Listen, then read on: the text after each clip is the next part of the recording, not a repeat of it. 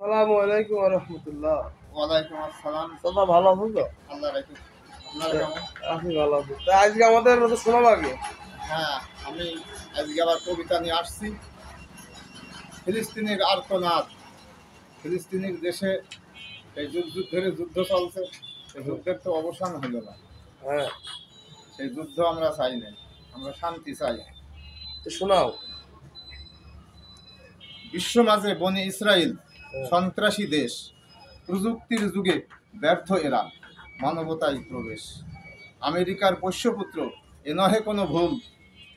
মধ্যপ্রাচ্যের দেশ করেছে শান্তি নির্মূল। ইসরায়েলের নাম শুনলে মনে আসে ঘৃণা, দুর্বলেরই হত্যা করে বাজিয়ে রণবীণা।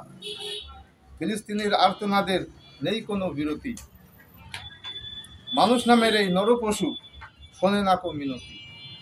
কত জাতিসংঘে বৈঠক হলো শান্তির অন্বেষায়, সে বৈঠক ভেস্তে গেল মিসাইল হামলায়।